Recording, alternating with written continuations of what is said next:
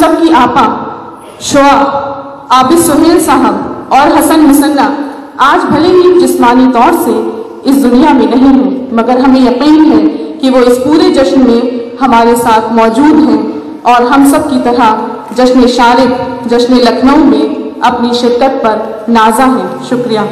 ऐसे भी माशरे को अपना तकबीरा बना लिया। मेरा वास्ता ऐसे कई लोगों से पड़ा जिन्होंने खुद को प्रोफेसर शारिक के शागिर्द के तौर पर मुताबिक कराया, जबकि दयाल सिंह कॉलेज, दिल्ली यूनिवर्सिटी और JNU की मीज़ान को कहीं भी खड़े नहीं उतरते थे। मालूम करने पर पता चला कि उन्होंने मजबूरा शख्सियत से जो कि बहुत कुछ सीखा है, इसलिए वो खुद उनको अपना शागिर्द कहते हैं और शागिर्द कहने में फख्र महसूस करते हैं। मानवी शागिर्द और मिजाजी शागिर्द की इस्तिलाह ऐसे ही लोगों पर साबित आती है। आज के कितने ऐसे बदनसीब असातिज़ा हैं उनके शागिर्द उन्हें अपना उस्ताद तस्लीम करते हुए हिचकिचाते हैं। सामने जाने में अदब तय किया। मैं तवज्जो चाहूँगा कि प्रोफेसर शारिक गौरवी उन असातिज़ा में हैं कि जिन्होंने उनके सामने रामनुए अदब तय किया। वो तो फखरिया शागिर्द हैं, मगर इनके अलावा भी तादाद लोग उनकी शागिर्दी का इज्जात करते हैं। प्रोफेसर शारिक गौरवी ने जिस कॉलेज या यूनिवर्सिटी में तदरीसी फ़राइज़ अंजाम दिए, वहाँ के सारे तलबा उनके शागिर्द थे। वो जिस मोहल्ले में रहे और वहाँ के सारे लोग उनके शागिर्द थे। उन्होंने जिन इदारों को अपने पूरे जिगर से सींचा, वहाँ का पूरा अमला उनका शागिर्द है। उन्होंने जिन लोगों से भी मामला किया, वो लोग उनके शागिर्द थे। वो जिधर से गुजर गए, वो पूरी की पूरी गली और पूरा का पूरा इलाका उनका शागिर्द हो गया। यानी कुछ न कुछ कसब फैज कर ही लिया। ऐसे ही हमाजहत और हमागीर शख्सियत और सरापा उस्ताद को इस अदना हकीर शागिर्द की तरफ से जश्न शागिर्द के इनकाद की बहुत बहुत मुबारकबाद। अल्लाह उनका देर सलामत रखे, आमीन या रब्बल आलमीन। 28 सितंबर 2016 की शाम हम लोगों के लिए इंतहाई रंजो अलम का पैगाम लेकर आई थी, जब हमारी हरदिल अजीज उस्ताद प्रोफेसर शमीम लेकर इस दारे पानी से पूछ कर गई थी। उस गमंदों का एक तवील सिलसिला है जिसके बयान का यहाँ मौका नहीं। अलबत्ता उनके शागिर्दों और मद्दाहों ने उनकी याद में 16-17 सितंबर 2017 को इसी शहर लखनऊ में 2 रोज़ा कौमी सेमिनार का इनेकाद किया, जिसमें शागिर्दों के साथ बड़ी तादाद में मुद्दाओं, कदरदानों और मुआसरीन ने शिरकत की थी। सेमिनार में प्रोफेसर शमीम लिखत के फिक्र के साथ उनकी रोशन शख्सियत, इंसान दोस्ती और दीगर समाजी खिदमात पर मकाले पढ़े गए थे और तफसील से गुफ्तगू हुई थी। उसी मौके पर चंद शागिर्दों ने तजवीज़ रखी कि इसलिए कि ये मकामी भी हैं और उन्हें उस्ताद मोहतरम के इंतहाई करीबी होने का भी शर्फ हासिल कला नहीं। मगर जिस तरह फूलों से खुशबू फैली जाती है, उसी तरह इस जश्न की भी खबर फैलती चली गई और बहरहाल सर तक पहुँच गई। अलबत्ता उनकी मौजूदगी हम सबों को सरपरस्ती का एहसास दिलाती रही और हम इसी एहसास से रोशनी और तवानाई हासिल करके रफ्ता रफ्ता मंजिल आगे बढ़ते गए। इब्तिदा में हमें अंदाजा न था कि मुजवज़्ज़ा जलसा आप सबके शुक्रगुजार हैं। प्रोफेसर शारिक गौरवी और प्रोफेसर शमीम लिखत दिल्ली के अदबी हलकों में और मजमूई तौर पर पूरी उर्दू दुनिया में एक मिसाली जोड़ी की हैसियत से जाने जाते हैं, जिन्होंने तलबा को सिर्फ तालीम ही नहीं दी बल्कि उनकी तरबियत भी की और उनकी हस्ब ज़रूरत सरपरस्ती भी की। वो अपने तलबा और तालिबात की अपने बच्चों की तरह निगहबानी और पासबानी किया करते थे, जज्बाती और अखलाकी सहारा देते थे, मौका ब मौका माली एहनत करते थे।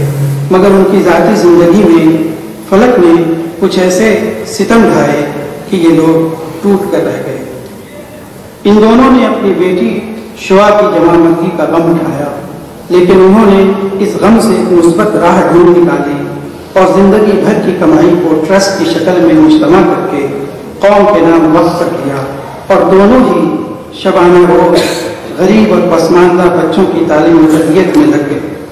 हजारों बच्चे उनसे इस्तेफादा करके अपना मुस्तकबिल संवार रहे थे। सिलसिला जारी ही था कि उस्ताद मोहतरम के सर पर एक और आसमान उस्ताद मोहतरम के सर पर एक और आसमान गिर पड़ा। खुदा ने मैडम को अपने पास बुला लिया।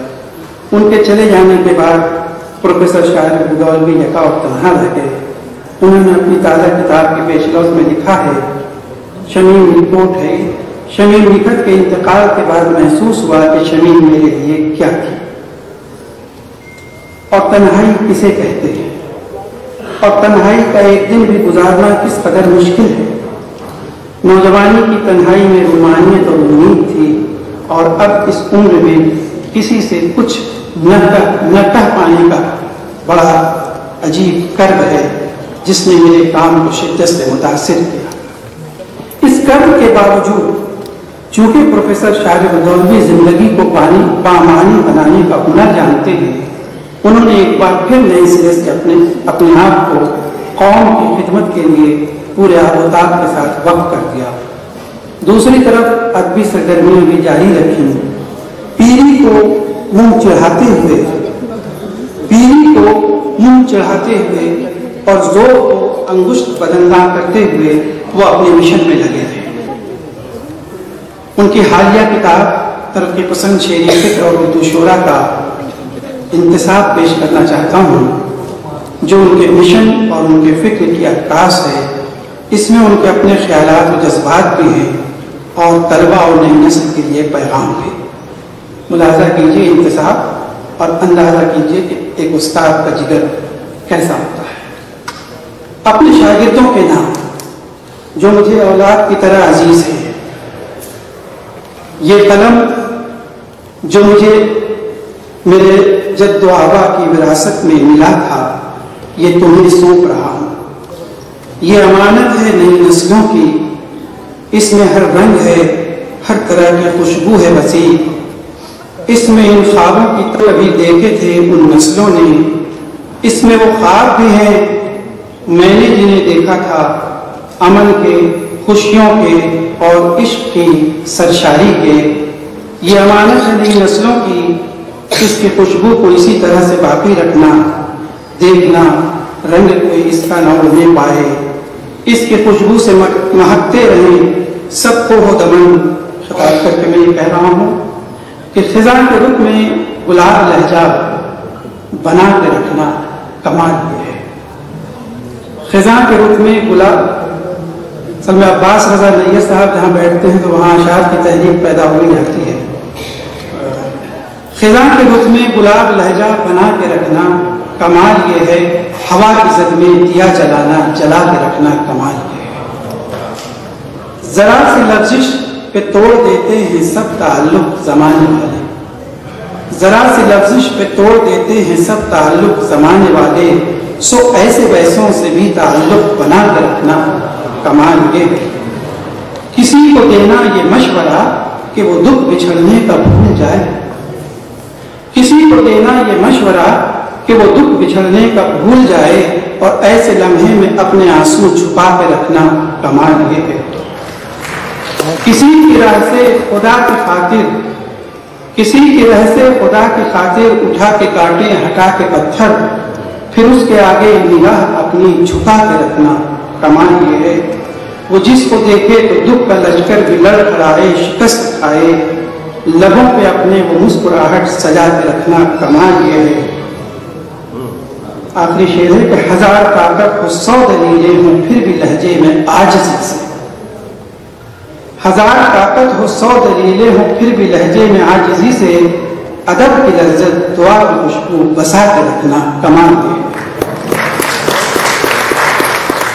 मैं अपने उस्ताद मोहतरम को बहुत बहुत मुबारकबाद पेश करता हूँ और इस हॉल से दरख्वास्त करता हूँ कि हम लोग उस रवायत की तौसी करें कि जब हम अपने माशरे समाज, हम कौमी हीरो जब बड़े स्तर पर सताइश करते हैं और उन्हें खराज तहसीन पेश करते हैं, तो हमारा तरीका ये होता है कि हम उन्हें स्टैंडिंग ओवेशन पेश करते हैं।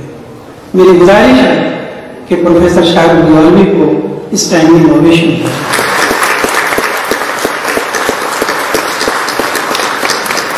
दिल सुरदा पड़ूगा देख के उसको, लेकिन उम्र भर कौन जमा कौन हंसी रहता है। क्या जमाना था कि एक साथ में सब रहते थे, और अब कोई कहीं रहता है।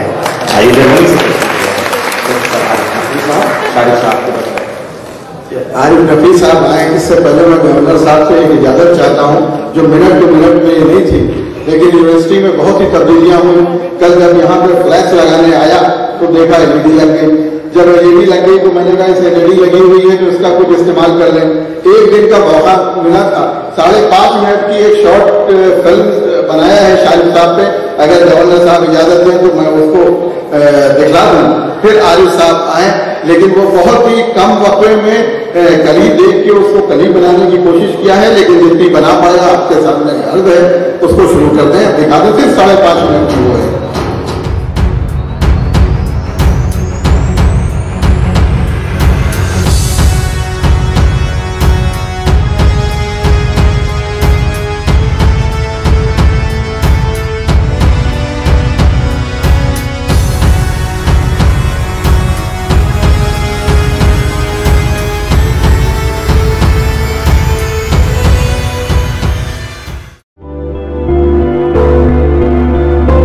सर में चांदी की चमकने का समा देखा न था, फसल अपनी हो चुकी आखिर कभी सोचा न था।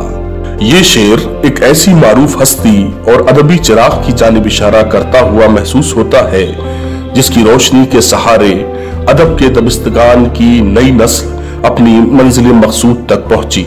बल्कि ये कहना मुनासिब होगा कि उर्दू अदब की दुनिया में तनकीद का एक ऐसा सुतून जिसके बगैर उर्दू तनकीद की तारीख मुकम्मल नहीं हो सकती।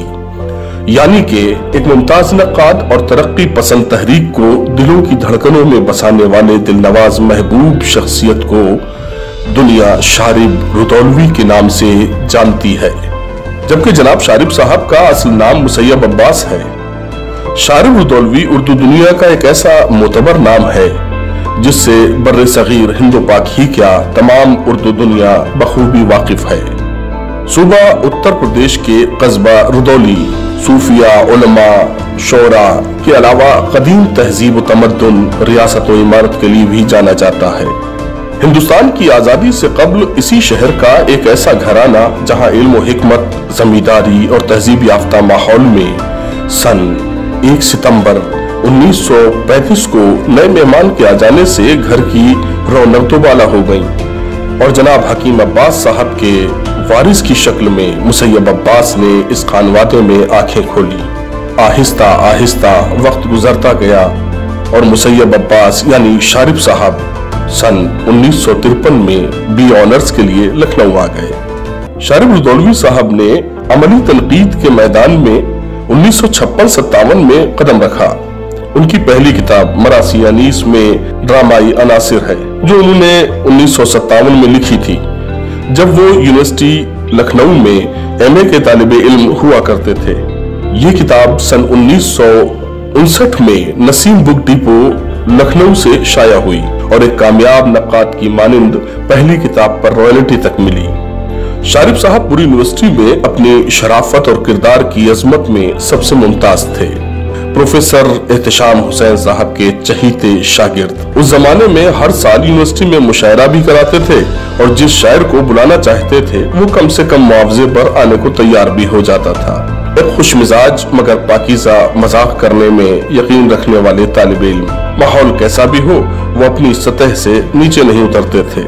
वक्त हंसते बोलते गुजरता रहा और एमए के बाद शारिब रुदौलवी साहब जिंदगी की रज़्माराइयों के लिए दिल्ली चले गए।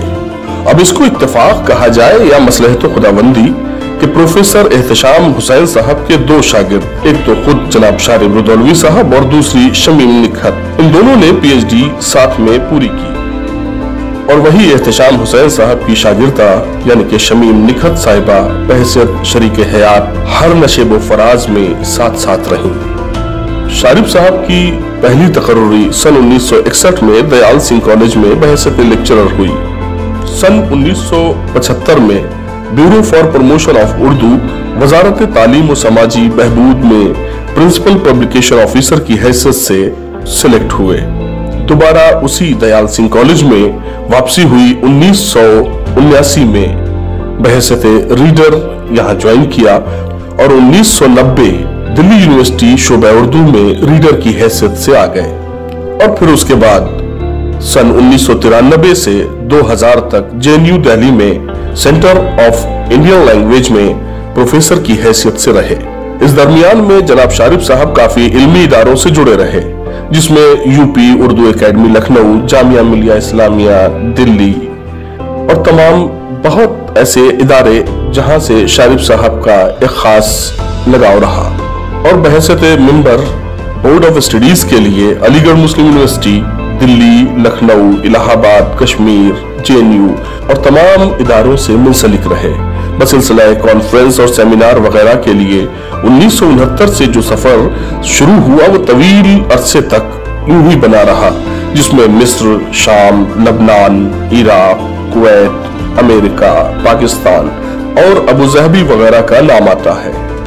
मतबूआत की अगर इस दरमियान बात की जाए तो मरासी अनीस में ड्रामाई अनासिर से लेकर सन 2009 और 2015 तक 16 तकरीबन किताबें मंजर-ए-आम पे आईं, जिसमें से जदीद उर्दू तनकीद, उसूल व नजरियात जिसके 8 एडिशन छापे गए। और जाहिर है ऐसी कामयाब शख्सियत के लिए इनामात व एजाज का जो सिलसिला शुरू हुआ, उनमें गालिब अवार्ड, उर्दू अदब अवार्ड, फराग गोरखपुरी, यूपी में यश भारती अवार्ड और तमाम ऐसे अवार्ड्स जिनका सिलसिला अभी तक जारी है। जाती तौर पर शारिफ साहब एक अच्छे इंसान के साथ साथ अच्छे खाविंद और वालिद भी रहे हैं। उनकी शरीके हयात मशहूर अफसाना निगार डॉक्टर शमीम निखत, प्रोफेसर और साबिक सदर शोबा उर्दू दिल्ली यूनिवर्सिटी थी। जिंदगी में हर इंसान को अलग अलग तरह के इम्तिहानात देने पड़ते हैं। वक्त बहुत पुरकैफ अंदाज से गुजर रहा था। मशगूलियात के दरमियान जिंदगी का लम्हा लम्हा आहिस्ता आहिस्ता अपनी मंजिल की तरफ गामजन था। मगर सन 1995 का वो साल जो तारीकियों के नकूश दे गया, गोया कि उनकी बेटी शुआ फातिमा सिर्फ 20 साल की उम्र में इंतकाल कर गई। जाहिर है कि वालिदैन के लिए ये एक बहुत बड़ा सदमा और एक इम्तिहान होता है। मगर शारिफ साहब की खामोशी और संजीदा शख्सियत ने भी वक्त को मरहम की तरह इस्तेमाल कर लिया और रिटायरमेंट के बाद में शुआ फातिमा तालीमी व फलाही ट्रस्ट कायम किया और Shua Fatima public girls inter college Lucknow में कायम कर दिया। जवाहरलाल नेहरू यूनिवर्सिटी से रिटायरमेंट के बाद इल्मी व अदबी मसरूफियात के अलावा शुआ फातिमा ट्रस्ट और स्कूल मसरूफियत का एक जरिया भी है।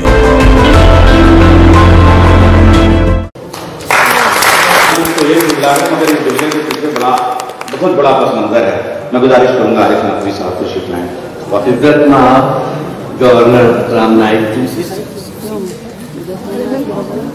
जस्टिस शेड्यूल साहब, प्रोफेसर SP सिंह साहब, डायस पर बैठे हुए मौजूद हजरात और मेरे अजीज दोस्त प्रोफेसर शारिफ मुतवल्ली हजरात, नैयर साहब की आदत है कि हुक्म बहुत देते हैं और पता नहीं क्या बात है कि मैंने भी इसी यूनिवर्सिटी से सीखा है कि हर हुक्म को नहीं माना जाता है। कभी कभी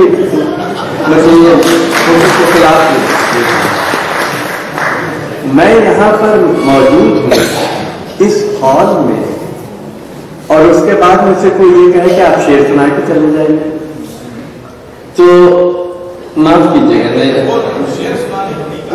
जैसे जिंदगी में ABCD कहीं से कोई सीखता है, कहीं से कोई शिक्षा हासिल करता है, तालीम हासिल करता है। मैं तो इसी यूनिवर्सिटी का एक प्रोडक्ट हूँ, इसी यूनिवर्सिटी से मैं सीख कर बाहर गया हूँ और ऐसे ऐसे दोस्तों के साथ उनकी गुर्बत में और उनकी मोहब्बत में मुझे ये सीखने का मौका मिला है। जैसे शारिफ मुतवल्ली और शमीम निखत, विलायत जाफरी और ऐसे मुझे ये मालिदी या हसन कमाल क्रांचों पे बैठे हुए हैं या हसन कमाल, ये सब हमारे उस वक्त के साथी लोग हैं।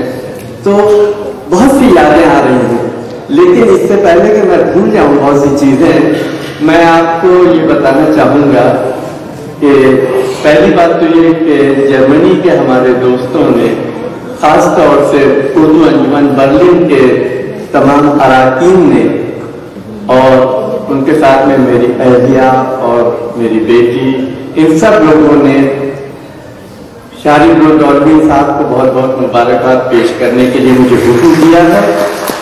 और मैं आपको ये भी बता दूं कि हमने ये भी फैसला किया है कि शारिब को हम उर्दू अदब के रोशन सितारे का अवार्ड उर्दू अंजुमन बर्लिन की तरफ से दे रहे हैं, जिसका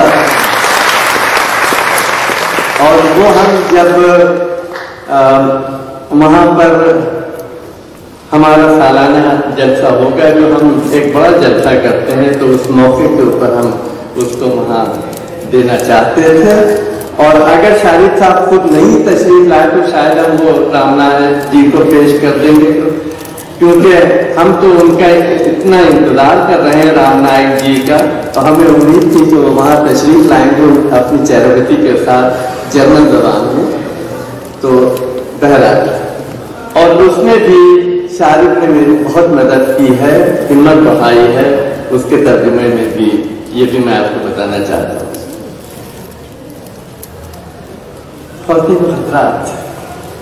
मैं समझ में नहीं आता कि मैं इस मौके पर क्या करूं। मैं खुशी से जैसे कोई आदमी दीवाना सा हो सकता है।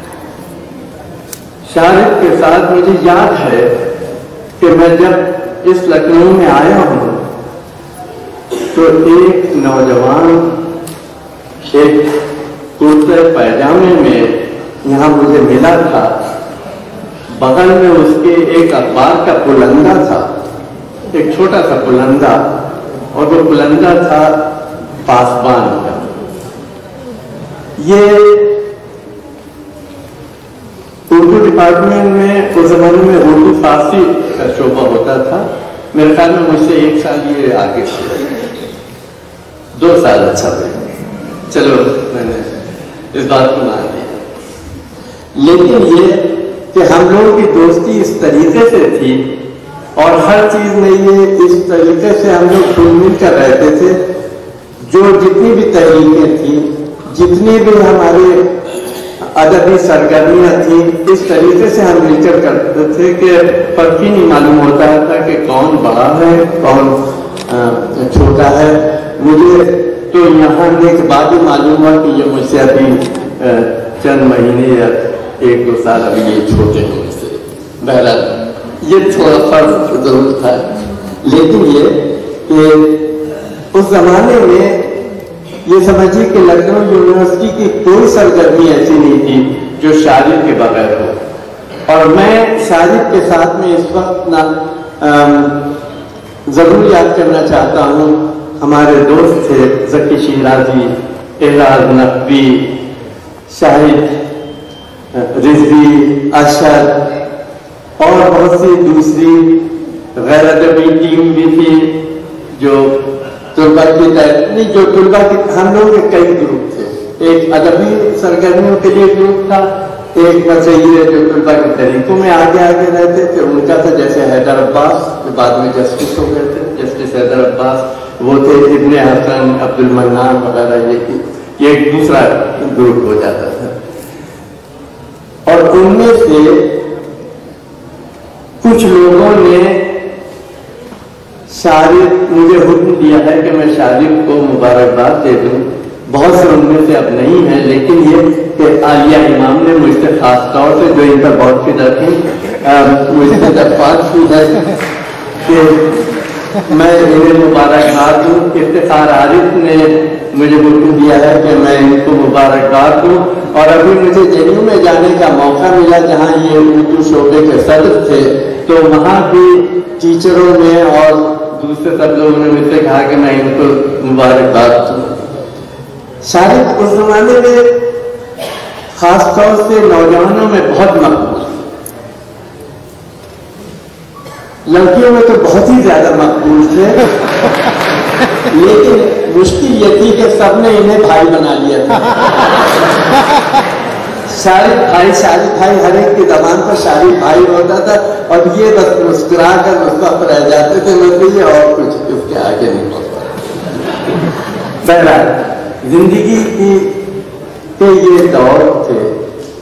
मुझे वो भी याद है वो जमाना जब शारिक की रहनुमाई में हम लोगों ने यहाँ पर सफेद बारादरी में एक बहुत बड़ा मुशायरा किया था, ऑल इंडिया मुशायरा, जिस सफेद बारादरी में जिसमें गवर्नर मुंशी जी ने उसका इफ्तिताह किया था और वहाँ मजाज ने अपना वो शेर पढ़ा था, बहुत मुश्किल है दुनिया का संवरना, तेरी जुल्फों का पेचो थम नहीं है। और उसके बाद उन्होंने ये पता सुनाया था, जिंदगी साथ दे रही है मुझे, सेहर याद दे रही है मुझे, और बहुत दूर आसमानों से मौत आवाज दे रही है मुझे। बहरहाल उसके बाद क्या हुआ मैं इस तफसील में नहीं जाऊंगा, लेकिन वो मौत खाली मजाज कोई नहीं ले गई। वो मौत हमारे बहुत से दोस्तों को, आज शमीम निखत नहीं है, आबिद सुहेल नहीं है, बहुत से हमारे ज़की शिराजी नहीं है, एराज नकवी नहीं है, सब हमारे ग्रुप में थे। और ये समझिए कि मैंने अपने हाल में एक नज़्म लिख डाली थी जिस पर शारिर ने सख्त मुखालफत की। उन्होंने कहा कि मुझे तुम्हारा ये आखिरी मिसरा पसंद नहीं है, इसको बदल दो। बहरहाल उसमें थोड़ा मुझे मायूसी का इजहार हो रहा था। इन्होंने कहा मायूसी का इजहार नहीं होना चाहिए क्योंकि इतने लोग हमारे चले गए। मुझे इस बात की खुशी है कि आज आप लोगों ने ये दिखा दिया है कि एक शायर, एक मुसन्निफ, एक अदीब का जश्न उसकी जिंदगी ही में मनाया जा सकता है और बहुत बड़े पैमाने पर मना सकते हैं। आमतौर से होता यह है कि बहुत लोग फायदा उठाते हैं और वो अपने तरह तरह के जश्न मनाते रहते हैं, लेकिन आज आपने ये साबित कर दिया है कि पुरखुलूस जश्न क्या होता है, एक सच्चा जश्न। और इसके लिए मैं समझता हूँ कि आप सब मुबारकबाद के काबिल हैं। शारिक साहब का जो सबसे बड़ा कारनामा, इनके तनकीद के बारे में सब ने लिखा है। ये हमारे एक अजीम तरक्की पसंद नक्काद हैं, जिसमें मैं तो खैर नक्काद नहीं हूँ, अल्लाह के फजल ने मुझे एक नक्काद होने से बचा लिया, क्योंकि मैं इस तरह तरक्की नहीं कर सकता। ये उसी लाइन पे रहे और तरक्की करते गए तनकीद के मैदान में। और आज तरक्की पसंद तहरीकों में मैं समझता हूँ शायद अगर मेरा इल्म कम नहीं है या कुछ मुझे गलतफहमी नहीं है तो मैं समझता हूँ इस वक्त मेरी नज़रों में ये हिंदुस्तान में सबसे बड़े तरक्की पसंद अदीब है और तरक्की पसंद नक्काद है। लेकिन इसके साथ में इन्होंने शुआ खातिमा स्कूल कायम करके जो गरीबों के लिए स्कूल है, गरीब बच्चियों के लिए, गरीब बच्चों के लिए, ये वो स्कूल है जो चेरावती जी के मैसेज को आगे बढ़ो, आगे बढ़ो, आगे बढ़ो, इसको लेकर और ज्यादा आगे बढ़ रहा है और बच्चों को ये सिखा रहा है कि किस तरह से वो आगे बढ़ सकते हैं अपने समाज में, अपने मुल्क में, और अपने मुल्क को और ज्यादा आगे बढ़ा सकते हैं और सारी दुनिया में अपने मुल्क की रोशनी को फैला सकते हैं। मैं समझता हूँ कि ये उनका बहुत बड़ा कारनामा है जिसके लिए मैंने वादा किया है और मैं जिंदगी भर जब तक मेरी आखिरी सांस रही मैं इनका साथ देता रहूंगा। मुझे उम्मीद है कि शायद और ज्यादा खुशियों में जिंदगी गुजर कर आप लोगों के साथ हैं। आपकी मोहब्बत जब तक इनको मिलती रहेगी इनकी जिंदगी और बढ़ती चली जाएगी, इनकी तरकीब में और निखार आता चला जाएगा। शुक्रिया। सवाल करते हैं, आप सवाल कीजिए।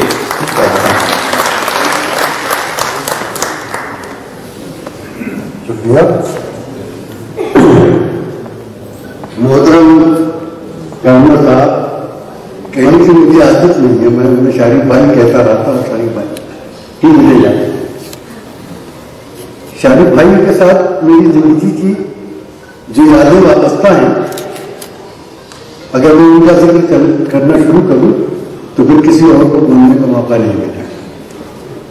और जब उन यादों पर मैं हाथ डालता हूं मेरी मुठ्ठियां भर जाती। लेकिन मुख्तसरन मैं ये बता दूं कि शारिफ साहब जब मैं यूनिवर्सिटी पहुंचा तो उस वक्त वो पीएचडी कर रहे थे।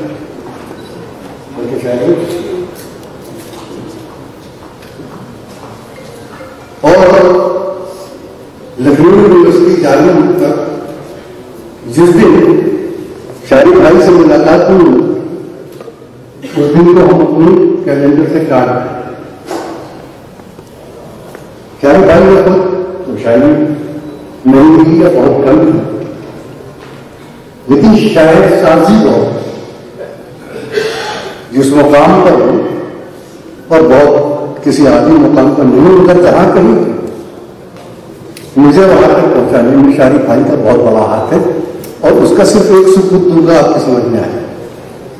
मैं जब यूनिवर्सिटी में दाखिल हुआ तो मैंने शायरी नहीं शुरू की थी, बैटबाजी खेलते खेलते शायरी शुरू की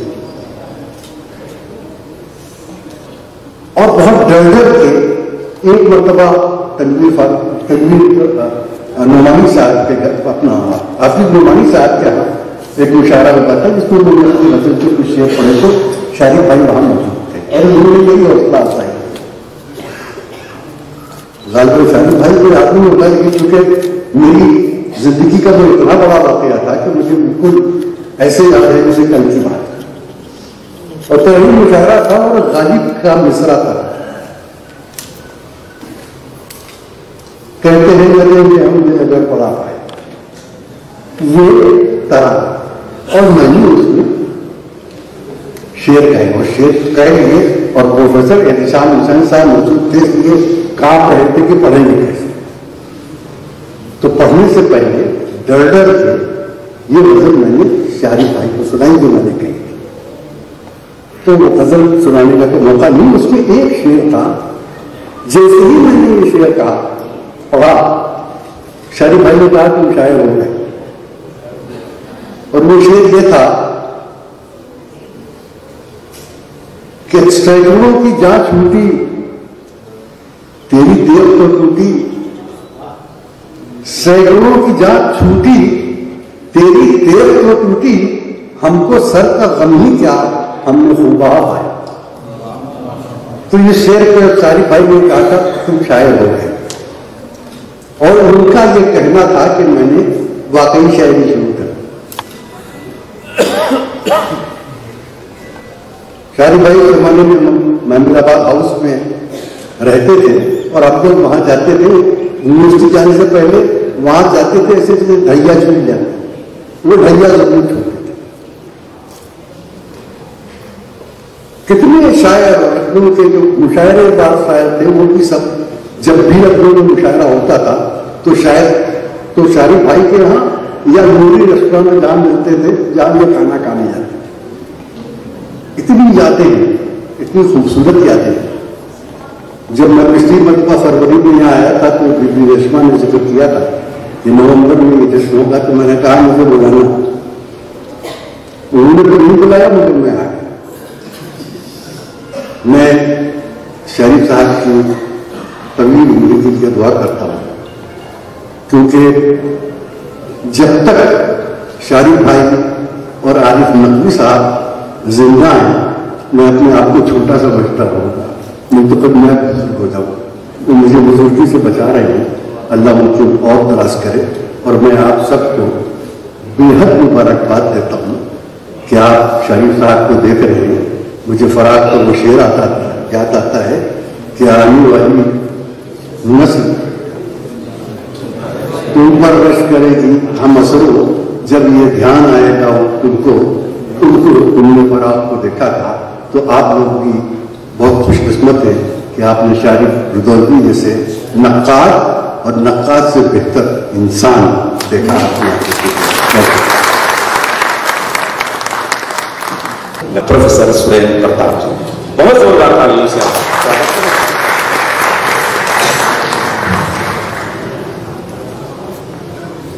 लखनऊ विश्वविद्यालय सहित आदरणीय कुलाधिपति महोदय, आज इस कार्यक्रम में उपस्थित, जिसके लिए ये कार्यक्रम हो रहा है, मंच पर बैठे हुए हैं ऐसे प्रोफेसर सारिक मुदौलवी साहब, ऑनरेबल जस्टिस शबीबुल हसनैन साहब जो मंच पर बैठे हुए हैं, और ऑनरेबल जस्टिस मसूदी साहब जो सामने बैठे हुए हैं, मानू के डायरेक्टर प्रोफेसर जफरुद्दीन साहब, वकार रिजवी साहब, सामने बैठे हुए वरिष्ठ प्रशासनिक अधिकारी जो रह चुके हैं देश के और प्रदेश के, उर्दू अरबी फारसी विश्वविद्यालय के फाउंडर वाइस चांसलर रह चुके हैं अनीस अंसारी साहब, मौजूद लखनऊ विश्वविद्यालय सहित प्रदेश के सभी विश्वविद्यालयों के प्रोफेसरगण और प्रदेश ही नहीं देश से आए हुए सभी प्रोफेसरगण, विदेश से आए हुए सभी प्रोफेसरगण जो सारिक मुदौलवी साहब के शिष्य रह चुके हैं और उनकी परंपरा को आगे चला रहे हैं। मैं इस बात का कायल हूं कि सामने रहते हुए, पद पे रहते हुए व्यक्ति के विषय में तो कुछ बातें हो सकती हैं, लेकिन जो किसी पद पर नहीं है, सेवा से निवृत्त हो चुका है, उसके विषय में इतनी चर्चा हो, उसके बारे में इतना मंथन हो, तो अपने आप में अद्भुत है और बहुत बड़ी बात कहता है।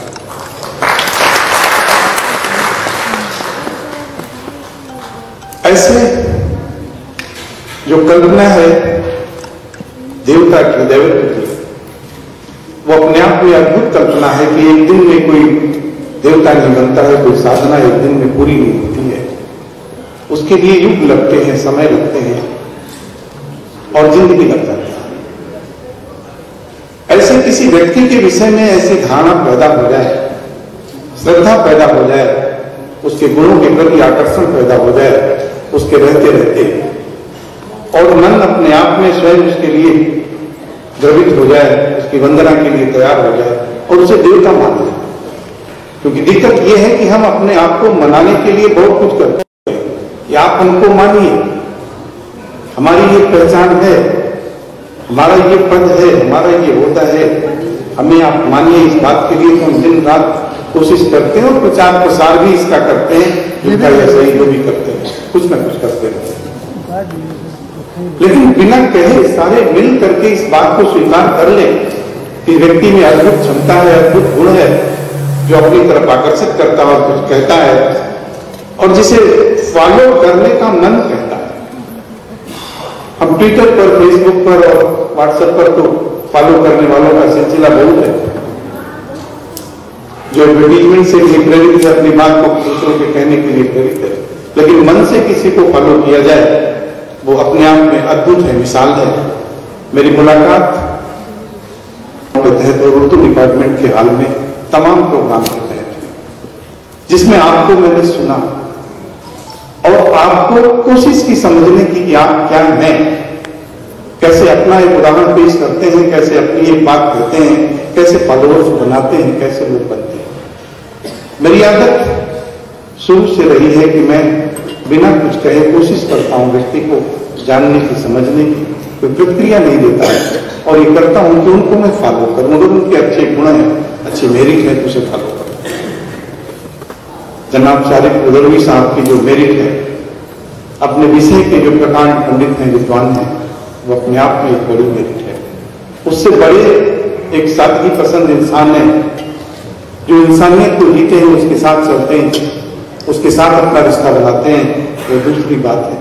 और उससे ऊपर समाज के लिए समर्पित है, अपना सब कुछ दे करके समाज की सेवा करने के लिए, बच्चों के स्कूल के लिए एक धारणा स्थापित किया। अपने आप में अनुकरणीय व्यक्तित्व है, एक व्यक्ति में इतने सारे गुण कि वो अपने आप में आदर्श बन जाए, ऐसे सारिक मुदौलवी साहब ने आज उनके विषय में, उनके प्रति जो ये सद्भाव देने के लिए उनके प्रति अपने भाव को समर्पित करने के लिए जो चर्चा चल रही है अपने आप में अद्वितीय है। विश्वविद्यालय में ये याद किया जाएगा कि इस मालवीय सभागार में अनिल चांसलर साहब, गवर्नर साहब की उपस्थिति में ये चर्चा हुई, जो किसी व्यक्ति केंद्रित चर्चा थी और वो व्यक्ति अपने आप में किसी पद पे आज की तारीख में नहीं है, उसके विषय में ये चर्चा हो रही है। किसी पद वाले विषय की में चर्चा करते तो शायद कुछ उसके साथ दूसरी बात होती, लेकिन आज ऐसी कोई बात नहीं समझ। मैं आभारी हूँ इस कार्यक्रम के आयोजकों के प्रति मौका देने के लिए, मुझे आमंत्रित करने के लिए हृदय से आभार प्रकट करता हूँ। बहुत बहुत आभार और बधाई देता हूँ गंभीर साहब को इस तरह के व्यक्तित्व को बनाने के लिए, जो उन्हें पूरे समय लग गया अपने आप को इस रूप में तैयार करने के लिए, उदाहरण के तरीके पर पेश करने के लिए, उसके लिए आभार व्यक्त करता हूँ, बधाई देता हूँ। Thank you. बहुत शुक्रिया। ये मेरे लिए बड़ा मुश्किल होता है कि अपने बॉस को मैं कैसे पुकारूं, मगर ये उनकी खूबी है कि वो जब भी बोलते हैं कभी अपनी बात को दोहराते नहीं हैं। हमने उनके बहुत सारे लेक्चर सुने और बहुत सारी बातें, और न अपने कामों को दोहराते हैं वो फिर नया काम करना शुरू कर देते हैं। यही से हमें प्रेरणा मिलती है। आइए अब एक ऐसी शख्सियत के अदलिया में रहने वाले शख्स जिसकी मसरूफियात और मसाइल और जिम्मेदारियाँ, मगर हमें फख्र है कि लखनऊ यूनिवर्सिटी और अवध की उस तहजीब को न सिर्फ तो उसने जिया है बल्कि यहाँ एग्जीक्यूटिव में और बहुत सारे इतने बड़े मसाइल हैं जिसमें हर बातें हल्लो आप के तौर पर प्रोफेसर रजिस्ट्रेशन साहब, मगर उनके रहते हुए हमें ये इत्मीनान रहता है कि एक सरपरस्त, एक मुरब्बी हमारा मौजूद है। एक शेर मैं उस वक्त मैडम भी मौजूद हैं, इसलिए मैं थोड़ा सा लहजा शेर का वाला बदल दे रहा हूँ कि रुके तो चाँद चले तो, आप समझिए आप ही कह रही हैं कि रुके तो चाँद चले तो हवाओं जैसा है, रुके तो चाँद। शेर अच्छा हो तो तालियां हो जाए भाई। रुके तो आपकी अदालत में रखा हूं और एक जस्टिस को बुला रहा हूं, बहुत बड़ी मर्यादा है उस पुकारने के लिए, वो लहजा भी मेरे पास नहीं है। और जस्टिस मसूदी साहब सामने, मैं इतने जजों के बीच में मौजूद हूं कि रुके तो चाँद चले तो हवाओं जैसा है, ये शख्स धूप में देखो तो छांव जैसा है। जस्टिस शबीबुल हसनैन, जब तक वो आ रहे हैं तब तक तालियां बजाते हैं। हाल भूल जाए। My dear brother, Justice, Honorable Justice Masoodi, A.R. Masoodi, Professor S.P. Singh, a very, very dedicated Vice Chancellor, Professor Shahid Budolvi साहब, जिनके ऑनर में ये जश्न हो रहा है, और डायस पे बैठे हुए तमाम प्रोफेसरान, जफरुद्दीन साहब हैं और रिजवी साहब हैं जो जर्मनी से तशरीफ लाए हुए हैं, रिजवी साहब और नैयर साहब प्रोफेसर वगैरह, यहाँ के मेरे सामने बैठे हुए तमाम शहर के मोअज़्ज़िज़ सामीन, प्रोफेसर, असातिज़ा और जो लोग भी बैठे हैं जो शारिक रुदौली साहब के फैन हैं, जो उनकी मोहब्बत में यहाँ आए हुए हैं उनके एजाज में, मैं आप सबका खैर मकदम करता हूँ। इसलिए भी क्योंकि आप लखनऊ यूनिवर्सिटी में आए हैं, जो मेरा भी है, मेरा ऐसा मस्कन रहा है जहाँ से मैंने अपनी जो कुछ भी हैसियत है वो यहीं से हासिल की। इसी मालवीय हॉल में काफ़ी वक्त मेरा गुजरा, इसी इदारे में, इसी से मैंने LLB किया। जब नैयर साहब और वकार साहब ने मुझसे ये बात बताई और मुझसे पेशकश रखी कि आप जश्न शारिक बुदौलवी में तशरीफ लाएं और यहाँ पर आप डिसाइड करें, तो मैं इस बिना पे मान लिया था कि मालवीय हॉल में आना है, अपनी लखनऊ यूनिवर्सिटी में आना है, गवर्नर साहब वहाँ मौजूद होंगे, SP सिंह साहब मास्टर मौजूद होंगे और शारिक बुदौलवी साहब हैं जिनको मैं खानदानी तौर पर जानता था, पर्सनल रिलेशंस के बेसिस पे जानता था। अभी इन्होंने मेरी वाइफ का जिक्र किया और डॉक्टर आलिया इमाम का जिक्र किया, वो उनकी खाला हैं और हमारी वाइफ जो है उनकी मदर जो मरहुमा अतिया नकवी साहबा थी, शारिक भाई को वो बहुत मानती थी और वो छोटे भाई की तरह उनको बेइंतहा प्यार करती थी और उनके लिए हमेशा अतिया बाजी वो कहलाती थी। मैंने उस रूप में उनको अपने घर में आते जाते देखा था। और लेकिन मुझे बिल्कुल, मैं इसको एतराफ करने में मुझे कोई शर्मिंदगी नहीं है और आज खुशी भी है कि नैयर साहब ने मुझे यहां पर बुला लिया। मैंने हाँ कर दी। मुझे उस वक्त ये कतई अंदाजा नहीं था कि मैं कितनी बड़ी शख्सियत के सिलसिले में जो जश्न हो रहा है वहां पर आने वाला। तो मुझे ये काबिश हुई कि ये जश्न हो रहा है, उनको डिपार्टमेंट हो रहा है, तो मैं शारिब साहब के बारे में इसके अलावा भी जानूं कि वो मेरे यहाँ उनका आना जाना था और वह उनकी हैसियत हमारे खानदान में एक बुजुर्ग की है। और उसके बाद जो राज मुझ पर अयां हुए और जो शख्सियत मेरे सामने आई, जो उनके किताब में, मुझे 2-3 किताबें भी मैंने ली और नैयर साहब ने फराहम की, तो जो शख्सियत मेरे सामने निकल के आई उससे मेरे ऊपर एक ऐसा असर हुआ कि मैं सिर्फ शुक्रिया अदा कर सकता हूं नैयर साहब का कि उन्होंने मुझे यहां बुला लिया और एक इतनी बड़ी शख्सियत से वाकिफ कराया जिसके बारे में मैं शायद बिल्कुल नहीं जानता था। यहाँ पे बहुत उर्दूदान लोग मौजूद हैं। मेरी बदकिस्मती है कि मैं कभी लिटरेचर का स्टूडेंट नहीं रह पाया, ना अंग्रेजी का ना उर्दू का, और जो कुछ भी उर्दू थोड़ी बहुत जानता हूं वो आप लोग सब सोहबत में है। लेकिन ये मुझे बिल्कुल अंदाजा नहीं था कि शारिब बुज़ुर्गी साहब जो कि यहाँ पर हमेशा अक्सर यहाँ मिलते रहते हैं, वो 20 अवार्ड्स उनको मिल चुके हैं और दुनिया के हर तरह के जो बड़े प्राइम मिनिस्टर्स हैं और प्रेसिडेंट्स हैं उनके साथ उनके मरासिम थे, उनको वो जानते थे। उसके बाद उनके ऊपर किताबें लिखी गई और वो इतने सिर्फ अवार्ड नहीं, 14 किताबों के मुसन्निफ हैं। और बिल्कुल यकीन के साथ अभी आरिफ नकवी साहब ने कहा, मुझे उनके कुछ 3-4 दिन में जो कुछ मैंने पढ़ा उससे मुझे बिल्कुल यकीन है। हालांकि मैं उर्दू का ना मुझे इसका मैं क्वालिफाइड नहीं हूं कि मैं उनकी क्वालिफिकेशंस के बारे में कुछ बात कहूं, उसके बारे में यहाँ अभी बहुत सही सब लोगों ने बताया भी है। लेकिन एक बात मैं यकीन के साथ कह सकता हूं, जितना भी मैंने देखा और जितना मैंने सुना, कि इतने पर अगर ये वेस्ट में होते, थोड़ा बहुत मैंने अपने शौक के हिसाब से एलियट को भी पढ़ा है और थोड़ा सा मैंने ब्लेक को भी देखा, और वहां पर जितने क्रिटिसिज्म का क्रिटिक का जितना काम उन लोगों ने किया है उससे कहीं ज्यादा मुझे दिखाई पड़ता है कि शायद शारिब बुज़ुर्गी साहब का किया हुआ है। लेकिन अब बदनसीबी ये है कि उर्दू का वो मकाम नहीं है, वरना आज इनकी गिनती जीएस एलियट और हैजलिट के साथ होनी चाहिए। रविन्द्रनाथ टैगोर का भी जो क्रिटिसिज्म का जो पोर्शन है, उन्होंने थोड़ा सा क्रिटिसिज्म किया है, क्रिटिक थे, लेकिन जो उनकी पहचान है वो बहैसियत मुसन्निफ के या शेरी मजमूए के बेसिस पे उनको जो भी अवार्ड मिला या नवाज किया गया या पीस या जो नोबेल प्राइज मिला, इवन एलियट का भी जो उनको प्राइज मिला है वो वेस्टलैंड के ऊपर, क्रिटिक के ऊपर नहीं। तो जो लोग हैं वो बाकायदा या तो नॉवेलिस्ट हैं उसके साथ क्रिटिक हैं, या शायर हैं उसके साथ क्रिटिक हैं, और उसी के बेसिस पे इंटरनेशनल शोहरत के वो हामी होते हैं।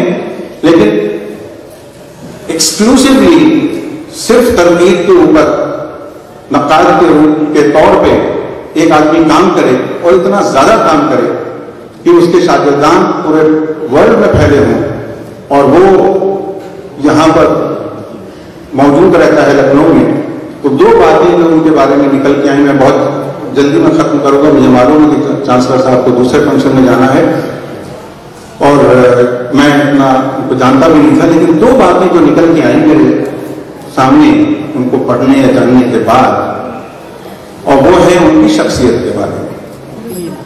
पहली बात जो मेरी नजर में आई वो है उनके साथ इतना बड़ा शख्स जिसके बारे में अभी वाइस चांसलर साहब ने भी रेफर किया कि लोग उम्र गुजार देते हैं अपने आप को प्रूव करने के सिलसिले में, और मैं इसी शहर का एक स्टूडेंट, एक वकील और एक जज वर्षों से शारिब साहब को देख रहा हूं, लेकिन उन्होंने कभी भी अपने आप को प्रूव करने की कोशिश नहीं की।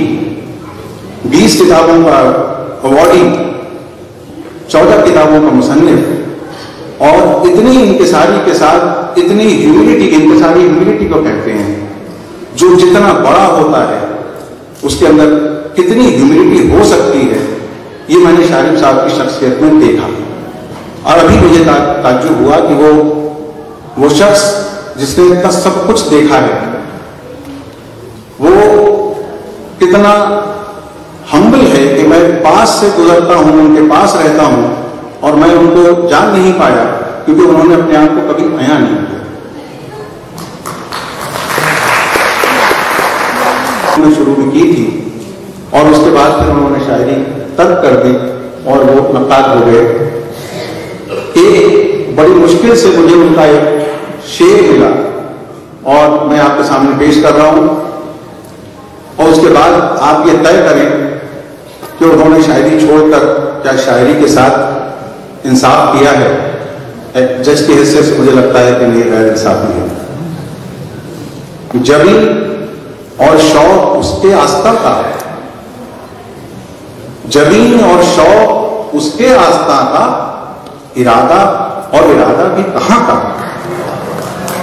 ये शारिब साहब का शेर है और शारिब साहब के उस जमाने का शेर है, जहां तक मुझे पता चला है कि बहुत शुरुआत का शेर है, क्योंकि उन्होंने शायरी बहुत जल्दी खत्म कर दी थी। तो इस पाए का शेर मुझे बहुत ज्यादा अंदाजा नहीं है, मैं कह नहीं सकता, लेकिन जो मुझे उसके अंदर शेरी पहलू दिखाई पड़े कि जबी और शौक उसके आस्था का, इरादा और इरादा भी कहां का। इतना बेहतरीन शेर कहने वाला अगर शायरी को छोड़ दे तो मेरे ख्याल से शायद शायरी के साथ उन्होंने नाइंसाफी की है। वह उन्होंने उनके जो दूसरा पोर्शन समझ में आता है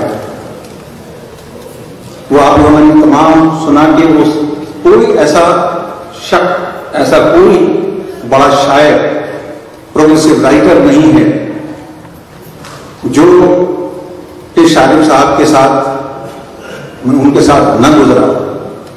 जो 1955 की जो प्रोग्रेसिव राइटर एसोसिएशन की जिस मजलिस का जिक्र भी और लोग करके गए हैं, जिसमें मजाज भी थे, अली सरदार जाफरी भी थे, कृष्णचंद्र भी थे, साहिब लुधियानवी भी थे, और इनसे उनका हमेशा का रोज का साथ था। आज उसमें से सब चले गए हैं। उर्दू का वो दौर लखनऊ का जो मैंने देखा और उनके बारे में कुछ मैंने पढ़ा, दूसरी बात जो एक इंतसारी के बाद जो दूसरी बात समझ में आई मेरे, वो ये है कि इतना बड़ा नक्काल, इतना बड़ा आलिम, इतने बड़े लोगों के साथ रहने वाला, जिसको लोग आज भी याद कर रहे हैं, और उर्दू के जवाल के बाद जो आज हालात हैं, जो उर्दू की पोजीशन है, उसमें वो शख्स कितना अकेला महसूस करता होगा। वो उसकी तन्हाई है, हालांकि उस तन्हाई को आप बहुत काबिले दाद हैं आप लोग कि आप लोगों ने उस तन्हाई को महसूस करके आज उनको एक जश्न में बुला लिया है। लेकिन तन्हाई सिर्फ सोहबत की नहीं होती है, तन्हाई इसकी भी होती है कि जिस लेवल का वो आदमी है उसको अपने साथ बात करने के लिए उसी लेवल का इंसान अगर न मिले तो वो भी एक बहुत ज़हनी तन्हाई है, जो मैं समझता हूं कि शायद शारिब साहब आज महसूस करते होंगे। और इस पर शेर मुझे याद आता है, नैयर साहब के सामने शेर पढ़ना नहीं चाहिए क्योंकि ये कुछ छोड़ते ही नहीं है, लेकिन एक बहुत सादा सा शेर है कि ये शख्स कौन है, ये किस कदर अकेला है। ये शख्स भीड़ में अक्सर दिखाई देता है, ये महफिलों में रहते हैं, हर जगह दिखाई देते हैं, लेकिन मैं इनको जानने के बाद मैं समझता हूं कि शायद एक वाहिद और एक तन्हा इंसान है जो अपनी तन्हाई के साथ भी लड़ रहा है। और गवर्नर साहब की चरवैती का रेफरेंस बार बार आया है। मैं समझता हूं कि शायद अगर सही मानों में किसी ने समझा है तो शायद शारिब साहब ने समझा है कि वो उसी लगातार स्पिरिट के साथ उसमें चलते जा रहे हैं और आगे बढ़ रहे हैं। ये बहुत ज्यादा मैं और कुछ अर्ज कर नहीं सकता हूं, जो उनके कारनामे हैं वो आपके सामने हैं। उर्दू के सिलसिले में जो उनके लिखने पढ़ने का कारनामा है उसके ऊपर मैं कोई तरकीब भी नहीं कर सकता हूँ, लेकिन एक बहैसियत एक बेहतरीन इंसान जो आज भी वो काम कर रहे हैं, और उसके लिए भी एक रामपुर के एक शायर का एक शेर है, मैं उनको नजर करता हूँ उनकी तरफ से। मैं आप लोगों को भी कि फुर्सत कभी मिले तो मुझे पढ़ के देखिए, फुर्सत कभी मिले तो मुझे पढ़ के देखिए, मौजूद जिंदगी पे मुकम्मल किताब हूं। शाहिद साहब की जिंदगी में हर पहलू है, और हम लोग का ये यकीनन हमारे लिए बहुत खुशकिस्मती का मौका है कि आपने, नैयर साहब ने और जिन लोगों ने भी इसको, गतार साहब ने और अभी जो शागिर्दान ने उनको यहाँ से हम लोगों साथ रूबरू कराया और रोशनास कराया है, वो मैं उनका शुक्रगुजार हूँ। और आप लोगों के लिए भी एक बहुत अच्छा मौका है कि जिन्होंने गुज़श्ता लखनऊ को नहीं देखा है, जिसने मिजाज को नहीं देखा है, जिसने अभी सरदार जाफरी को नहीं देखा है, जिसने साहिब को नहीं देखा है, जिसने और कृष्णचंद्र को नहीं देखा है, उसके पास आज भी ये मौका है कि शालिब साहब के बगल में जाके बैठे। ये यहाँ की लखनऊ की अदब की आखिरी शमा है, इनको आप फरोग दें, उनके लिए दुआ करें कि खुदा उनको यहाँ पर बनाए रखे और हम लोगों के बीच में बनाए रखे। मैं समझता हूँ कि he is the last authentic source of the history of Lucknow, the history of अदब ऑफ लखनऊ। जो कुछ यहाँ पर अभी मौजूद है उसकी सनद है वो उनके सामने से गुजरा है। अगर आप पुराने लखनऊ को या पुरानी अदब को या उर्दू के अदब को, इन सबको एक साथ देखना चाहते हो तो आप जाके शालिब ज़ोहरवी के यहाँ घंटी बजा दें, वो इतने हॉस्पिटेबल हैं कि आपको जरूर बुला लेंगे। Thank you very much.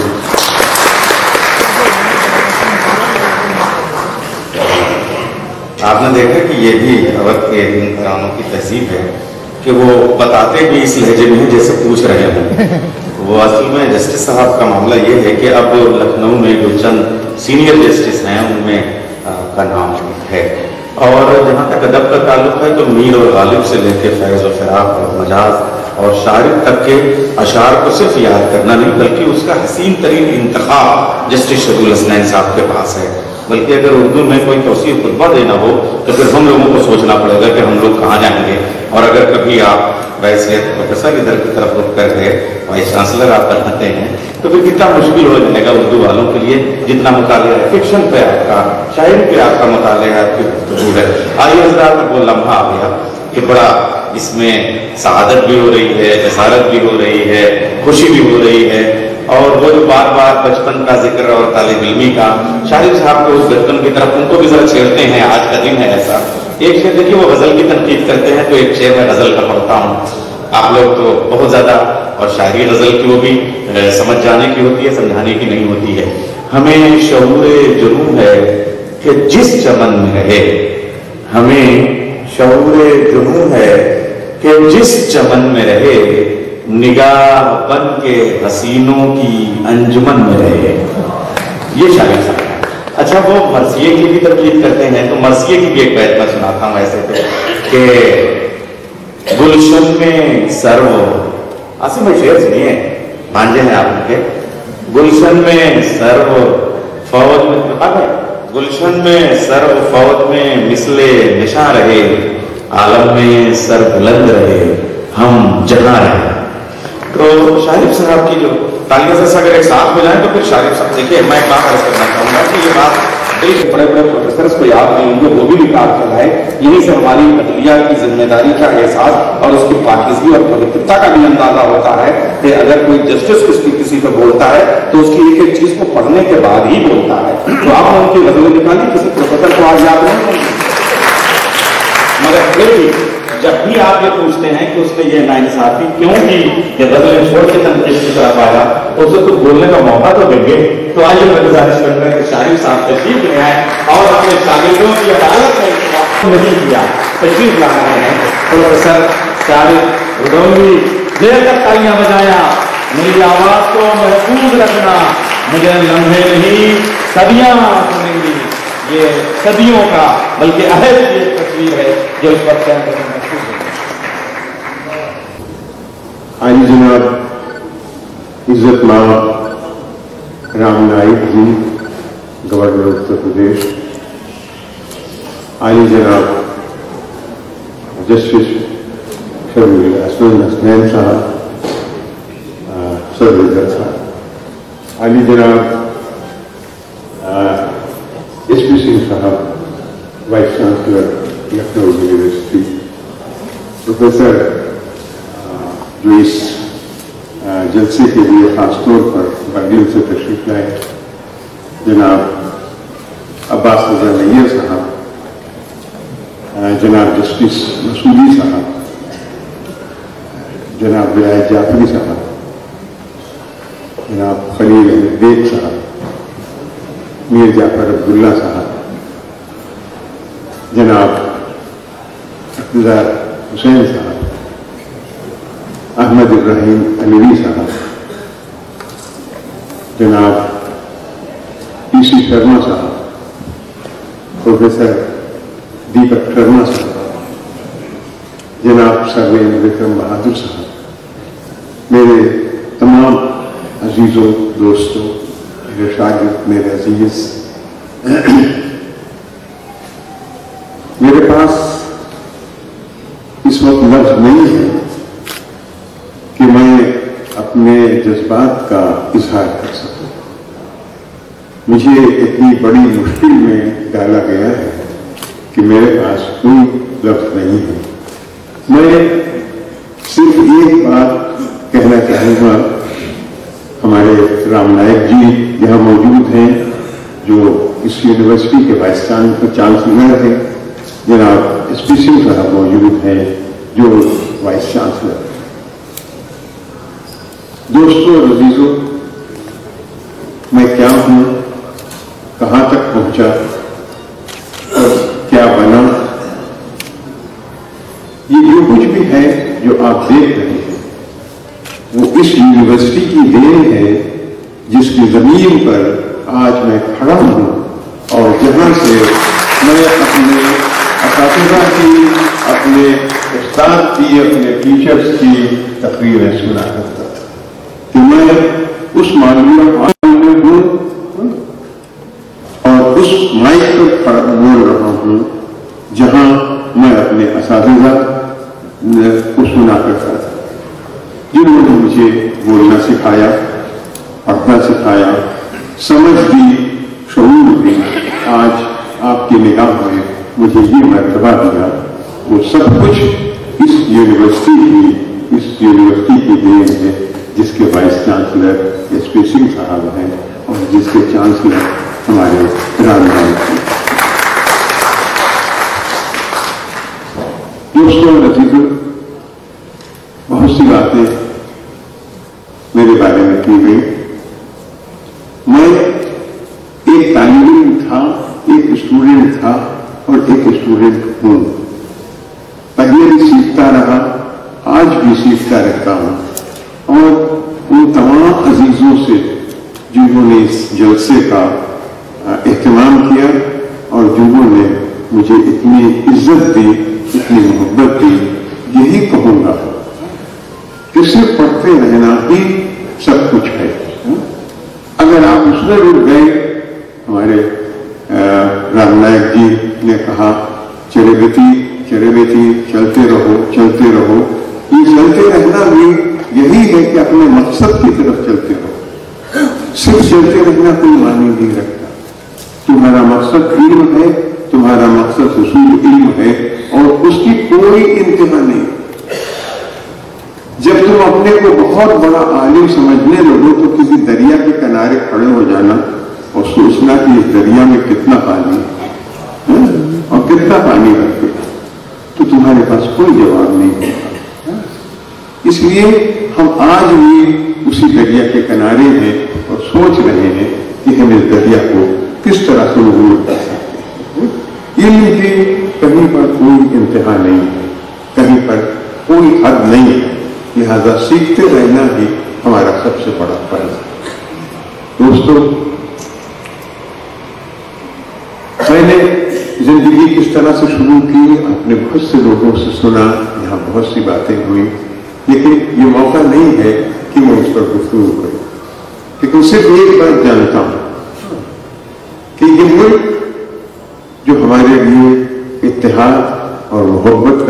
है, हमारा फर्ज है कि हम अपने मुल्क के साथ और अपने इल्म और अपने आने वाली नस्लों के साथ ये सोचें कि हम उनको क्या दे रहे हैं, हमने उन्हें क्या दिया है और हम उन्हें क्या दे सकते हैं। सबसे बड़ी चीज यही है कि हमारे असातिज़ा ने हमारी परवरिश दी, जो आज हम आपके सामने इस तरह से। आप ये देखिए कि आप अपने तालिब इल्मों की परवरिश किस तरह से कर रहे हैं, क्या दे रहे हैं उनको, और उनको कहाँ तक ले जाना चाहते हैं। ये सिर्फ आपके हाथ में है। अगर आज कहीं से कोई बड़ा अच्छा राइटर, पोएट, इंजीनियर, डॉक्टर निकलता है तो वो सिर्फ अपनी लियाकत से नहीं निकलता है, वो अपने असातिज़ा की लियाकत से निकलता है कि उसको किसने पढ़ाया, क्या किया है। वरना जहाँ तक आप ये समझें कि मैं यहाँ आपने देखा एक जगह फिरदौसी लिखा है, एक जगह कालिदास लिखा है, एक जगह न्यूटन लिखा है।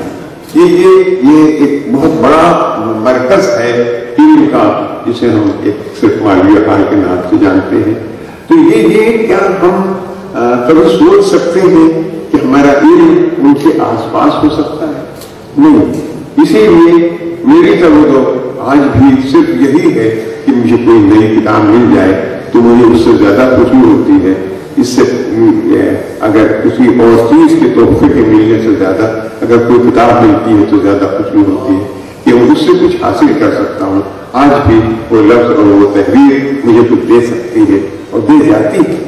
मैंने उसी से सीखा है और उसी से जाना है। दोस्तों, मेरे पास और ज्यादा कहने के अल्फाज नहीं है। मैं अपने उन तमाम शागिर्दों को सिर्फ दुआ दे सकता हूँ, शुक्रिया तो नहीं अदा कर सकता, जिन्होंने मुझसे मुद्दतों ये अपनी तहरीर को छुपाए रखा। मुझे पता ही नहीं था कि ये सब क्या कर रहे हैं, और ये जानते थे कि अगर मुझे इल्म होगा तो मैं इन्हें मना करूंगा कि नहीं, ये मुनासिब नहीं है और ये अच्छा नहीं लगता कि ये सब हो। लेकिन उन्होंने मुझे इत्तला भी नहीं दिया और ये सब अलग से कोई गुरु बनाकर ये अपने काम करते रहे। और उसमें हमारे बुखार मेहदी साहब सबसे पेश रहे। इनका काम ही यही है कि ये चीजों को बढ़ा देते हैं, जहां पर जितनी चीज हो उससे कहीं ज्यादा वो नजर आने लगती है। इनका काम है। मैं इनकी मोहब्बत पर फख्र कर सकता हूँ। बुखार मेहदी साहब को एक आप जर्नलिस्ट और एक अखबार नवीस और एक बड़े अखबार के मालिक की हैसियत से जानते हैं। लेकिन मैं समझता हूँ कि लखनऊ में मैं सन 2000 में आया। अपनी तालिब इल्मी के जमाने के बाद मैं दिल्ली में रहा। 40 साल बाद मैं दिल्ली से लखनऊ वापस आया और यहाँ मैंने रहने की कोशिश की। मैं शायद यहाँ रह न पाता और 3-4 बरस में मैं यहाँ से वापस हो जाता, इसलिए कि मैं यहाँ पर अपने को मुतमईन नहीं कर पा रहा था जिस तरह से मेरा वहाँ होता। अगर वक़ार साहब से मुलाकात न हुई होती और जिस तरह से जिंदगी में मेरी हर मुश्किल मौके पर, दिन हो या रात का कोई वक्त हो, मुझे तन्हा नहीं होने दिया अगर किसी शख्स ने, तो वो वक़ार नहीं। तो मैं अक्सर मजबूर होता हूँ जब ये कोई बात कहते हैं तो इनके सामने मुझे खामोश रहना पड़ता है। और इसमें भी उनका हमेशा ये जवाब मुझसे रहा कि आपसे क्या मतलब, आपसे क्या मतलब। तो मैं आप सबके लिए दुआगो हूँ और अपने उन तमाम मोहब्बत करने वालों के लिए जिनसे ये हाल भरा हुआ है। हमारे बहुत अजीज लखनऊ के करम फरमा मोहब्बत करने वाले, मैं उनका जरूर एहसानमंद हूँ कि वो तशरीफ लाए इससे और इस पे मेरी हिम्मत अफजाई की, मेरा दिल बढ़ाया और मुझे और ज्यादा काम करने की का हौसला और सकत दी। मैं रामनाथ जी का भी बहुत शुक्रगुजार हूँ। हमेशा उन्होंने बड़ी मोहब्बत की और बड़ी मोहब्बत से पेश आए। मैं समझता हूँ कि वो हमारे लिए एक बहुत अच्छे इंसान ज्यादा है गवर्नर बहुत बाद में है ना।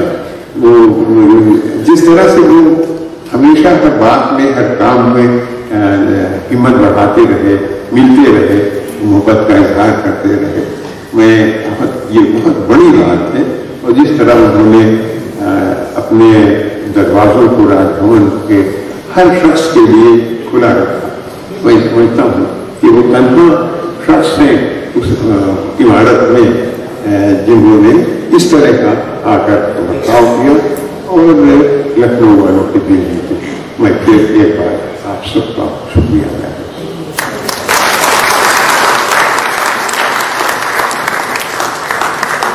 गवर्नर साहब के लिए दो अल्फाज नैया साहब बुलाते तो अच्छे से होते, लेकिन फिर चूंकि बहुत कम है।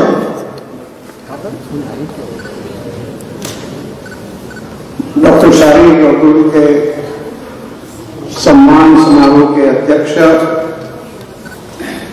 और उच्च न्यायालय के न्यायमूर्ति शबीरुल हसनैनी, सत्कारमूर्ति और जवाहरलाल नेहरू यूनिवर्सिटी के सेवानिवृत्त प्रोफेसर डॉक्टर शाहीन गुरु जी,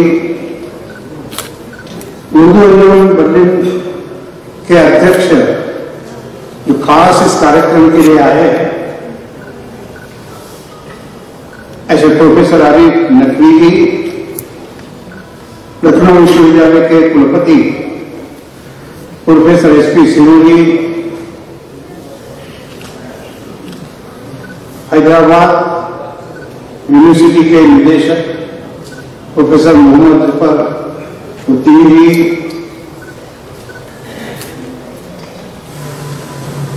उर्दू दोस्त अंजुमन के वकार रिजवी जी, कार्यक्रम समय दे लिया तो उससे भी ज्यादा समय लेने वाले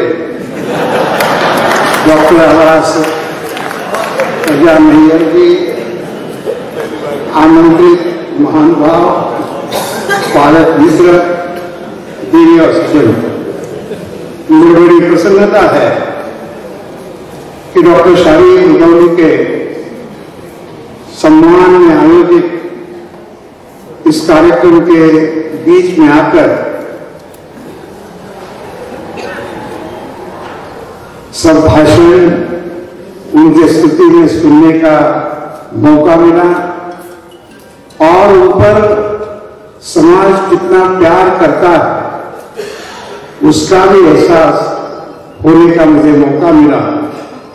इसलिए मैं आयोजकों को धन्यवाद देता हूं और डॉक्टर शाहीन गुरु को जो हमारे यहाँ कहने की पद्धति है कि व्यक्ति ने कम से कम 100 साल जिंदा रहना चाहिए और जिंदा रहना चाहिए, काम करते करते जिंदा रहना चाहिए, ऐसी आयु उनको जो कलम लगातार आज तक जैसी चलती आई है उसी प्रकार से और अधिक तेजी से चलती रहे, ऐसी शुभेच्छा मैं सारे उत्तर प्रदेश के नागरिकों के ओर से और राज्यपाल के नाते मेरी ओर से उनको देता हूं।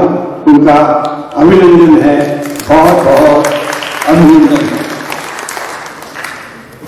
ऐसा भाग्य बहुत कम लोगों को प्राप्त होता है। यूनिवर्सिटी से गए और बड़े बड़े हो जाते हैं, लेकिन उसी यूनिवर्सिटी में इस प्रकार के मान्यवरों के उपस्थिति में ऐसा सत्कार होना बहुत लगभग होता ही नहीं। ऐसा सम्मान उनको लखनऊ यूनिवर्सिटी के ये मानवीय सभागृह में मिला। अपने आप में ये बड़ा सुखद संयोग है। अंग्रेजी में कहा जाता है कि द स्कूल और the university is not known by the buildings, it is known by the students. तो यहाँ के स्टूडेंट्स कैसे हैं इसका एक रूप हमने देखा है और ऐसे में यूनिवर्सिटी को भी मैं धन्यवाद देना चाहता हूँ कि उचित किया उन्होंने कि यहाँ पर ही उनका अभिनंदन का और सत्कार के कार्यक्रम का आयोजन किया। मैं उनको पहले से तो नहीं जानता था। अब लखनऊ में राज्यपाल के नाते आकर मुझे 4 साल और 3 महीने हो गए, और उसके पहले बिल्कुल नहीं जानता, लेकिन पहचान हुई। 15 अगस्त है, 26 जनवरी है, डॉक्टर अम्मार रिजवी है, इनके माध्यम से पहचान हुई। और विद्वान व्यक्ति कितना नम्र होता है, इसका एक ऐसा अनुभव जो अब तक मैंने कभी पाया नहीं था, ऐसा अनुभव मैंने उनके व्यक्तित्व में देखा। और शिक्षा क्षेत्र में जो उन्होंने काम किया, देखिए जो कोई नौकरी करता है, जो भी कुछ काम करता है, वहां से निवृत्त होने के बाद असली शिक्षक वहां होता है कि अपना नौकरी का काम समाप्त होने के बाद भी उसी क्षेत्र में उसी लगन के साथ काम करे, और उसी को असली शिक्षक बोलते हैं, उसी को असला प्रोफेसर देखते हैं। और ऐसे चित्र हम उनके जीवन में देखते हैं कि क्योंकि उन्होंने अपने पत्नी और पुत्री के निधन के बाद सारा हक जो एक दर्द होता है, वो दर्द सहन करते करते जिस प्रकार लखनऊ के लड़कियों के लिए स्कूल का निर्माण, और स्कूल का निर्माण गुणवत्तापूर्ण निर्माण, और ऐसा लगे कि जीवन में कुछ करना है तो इसी प्रकार का काम करना चाहिए, ऐसा एक आदर्श उन्होंने अपने व्यवहार से हम सबको सिखाया है। ऐसे उज्ज्वल जी को मैं शुभेच्छा देता हूँ, अभिनंदन देता हूँ, और चाहता हूँ कि हम उन्हीं के कार्य से एक अपने साथ और बात लेकर उनके पदचिन्हों पर ही यदि हम काम करते हैं तो जीवन में हमें भी उस प्रकार की सहायता मिल सकती है। एक समाधान समाधान समाधान ऐसा हम कहते हैं, तो समाधान यही है कि आपने काम किया, आपने काम किसी ने स्तुति करने के लिए नहीं किया, अपना दायित्व समझकर, अपना सब बातों को समझकर किया, लेकिन लोगों ने ये बात मान ली, और ये बात इस प्रकार से मानी जिस प्रकार के मान्यवर आप यहाँ आए हैं। अब जर्मनी से कोई यहाँ आते हैं, शहरों से, उत्तर प्रदेश के बाहर से, अलग अलग स्थानों से आते हैं, अपने आप ही दिखाई देता है कि उनका जो एसेट है, वो एसेट रुपए में कितना है मुझे मालूम नहीं है, लेकिन लोगों में जो उन्होंने एसेट प्राप्त किया है, सबसे बड़े अमीर मैं मानता हूँ, लोगों के प्यार की कोई है तो नौकरी ही है, ऐसा मैं मानता हूँ। ऐसा काम देखिए मुझे हमारे एडीसी ने बताया, और इसलिए मैंने नैयर जी के बारे में कहा। नैयर जी थोड़ा कम बोलते थे तो थोड़ा और मुझे बात करने के लिए मौका मिल जाता था, लेकिन उनका बात सुनते सुनते जो खुशी होती है, वो मेरी बात सुनते सुनते आपको खुशी नहीं हो सकती है। लेकिन एडीसी ने मुझे कहा कि आपको 5 मिनट में देता हूँ, और 5 मिनट में, क्योंकि मुझे एक दूसरे कार्यक्रम में जाना है। लेकिन उन्होंने जिस प्रकार का कार्य किया, और ये समझकर यदि महिला शिक्षित होती है तो परिवार शिक्षित होता है, परिवार शिक्षित होता है तो समाज शिक्षित होता है, यह बात लेकर जिस प्रकार से उन्होंने कार्य किया है, उनका गौरव जितना करे उतना कम है, ऐसा मानता हूँ। मुझे अब उर्दू समझने लगी, लेकिन जो उर्दू में समझने लगी हूँ तो उसमें उर्दू का शब्द तो नहीं आएगा, लेकिन मैं ऐसा मानता हूँ कि उर्दू साहित्य का जो शानदार हस्ताक्षर कहाँ है, तो उनके रूप में हम उर्दू का साक्षात्कार यहाँ देख सकते हैं। अब साक्षात्कार शब्द आपको शायद ख्याल नहीं आएगा, लेकिन अंग्रेजी का शब्द का मैं उपयोग करूं तो professor is a prominent signature of the Urdu literature in his modern day. इस प्रकार का ये काम है, और मुझे जब ये पता चला कि उर्दू लिखने वाले विशेषता जो अभी अभी लिखने के लिए प्रारंभ कर रहे हैं, ऐसे लोगों को, ऐसे लेखकों को, ऐसे कवियों को उनकी किताब के लिए यदि उनकी प्रस्तावना मिलती है तो उनको लगता है कि हमने जिंदगी का सब कुछ पाया है, और इसलिए कायल होते हैं नए नए लेखक लिखने वाले कि उनकी प्रस्तावना और प्रस्तावना के साथ ही साथ पीठ पर एक हाथ उन्होंने यदि लगा दी कि बहुत अच्छा किया है, तो करने वालों को एक आनंद होता है, समाधान होता है।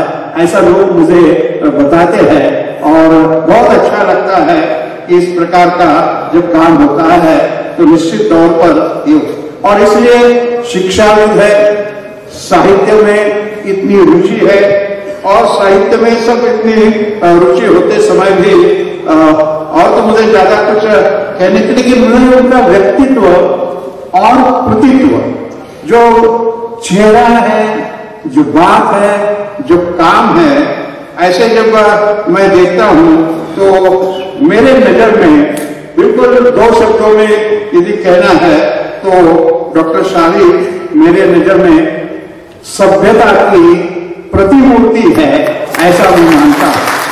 और ऐसा काम उन्होंने किया। मैंने तो इस प्रकार के व्यक्तित्व को इतने नजदीक से पहले कभी नहीं देखा है। वैसे मैं मानता हूं कि उर्दू भाषिक कई लोगों से मेरे किताब के कारण संबंध आ गया है, और उसमें जब ऐसी बात आई कि भाई वो किताब तो अच्छा है, लोगों को पढ़ने के लिए मिलेगा, तो जब सवाल आया कि उर्दू भी करना चाहिए, अब उर्दू भी करना चाहिए तो उर्दू किसके लिए करना चाहिए, कैसा करना चाहिए, तो थोड़ा मेरा अम्मार रिजवी जी के साथ परिचय हो गया था। तो अम्मार रिजवी ने मेरा हिंदी ड्राफ्ट पढ़ने के बाद कहा कि मैं ही इसका अनुवाद करता हूँ। मैंने अम्मार रिजवी आज वो दूसरे काम के कारण यहाँ नहीं आए हैं, उसका उल्लेख करना मैं मानता हूँ जरूरी है। हाँ, डॉक्टर अम्मार रिजवी के बारे में, वो अलीगढ़ के वहाँ के यूनिवर्सिटी के काम के लिए गए हैं, तो अम्मार रिजवी ने कहा कि नहीं मैं करता हूँ। मैंने कहा आप इतने बड़े हैं, ये आपका एक काम नहीं है। तो फिर मुझे उन्होंने दे दिया, तो इस प्रकार से जो संचालन करते हैं उनके जिम्मे मेरे अनुवाद पुस्तक का अनुवाद करने का काम किया, और बहुत सुंदर रीति से नैयर जी ने उसका अनुवाद करवाया। और फिर आया कि भाई इसको साहित्य में ऐसा बोलते हैं कि देखने के बाद और भी कुछ इधर उधर करना होगा, कॉमा फुल स्टॉप इधर उधर, तो किसका करे। तो सबने मुझे कहा कि आखिर इनके पास यदि आप जाते हैं उद्धव जी के पास, तो आपका जो किताब है वो सर्वमान्य हो जाएगा। तो वो किताब उनके पास गया, उन्होंने उसमें जो देखना है वो देखा, और उर्दू में भी राम नाईक एक लेखक है, इस प्रकार का मेरा नाम हो गया। और मैं जहां भी जाता हूं तो कोई ना चरेवेती करके बोलता रहता है, उसका अर्थ दिखता है। लेकिन ये चरेवेती की जो कमाल है, वो कमाल नैयर जी के पास और प्रोफेसर साहब तक सीमित नहीं है। तो यहाँ एक सेमिनार हुआ, और सेमिनार में सहयोग है कि प्रोफेसर आरिफ नकवी जी भी जर्मनी में आए थे। यहाँ जाते जाते यहाँ से वो किताब लेके गए, और किताब लेने के बाद 15 दिन के बाद उनका मुझे पत्र आया कि किताब बहुत अच्छा है। मुझे भी लगा कि भाई चलो, जर्मनी में जो प्रोफेसर है उनको भी मेरा किताब अच्छा लगा। और सेकंड पैराग्राफ में उन्होंने लिखा था, आपका किताब इतना अच्छा है कि मैं उसका जर्मन में भाषांतर करना चाहता हूँ। फिर मैंने उनको फोन किया और मैंने पूछा कि मेरा किताब जर्मनी में पढ़ेगा कौन, उनको क्या भारत के इस प्रकार के राजनीति से संबंध है। नहीं बोले, उसमें जो ह्यूमन वैल्यूज है वो महत्व की है। और अभी भी आपको बताने में मुझे बड़ी प्रसन्नता है कि उन्होंने और उनकी पुत्री ने मेरे चरेवेती का जर्मन में अनुवाद किया है, और आने वाले 10-15 दिन में योग्य समय पर उसका लोकार्पण भी होगा। तो एक चरेवेती ने मुझे 3-4 लोगों से जोड़ा है, और जब माननीय न्यायमूर्ति भी जहां कहां जाते हैं और मैं वहां हूं तो वह भी चरैवेति का उल्लेख करते हैं। इतना एक अच्छा लगता है।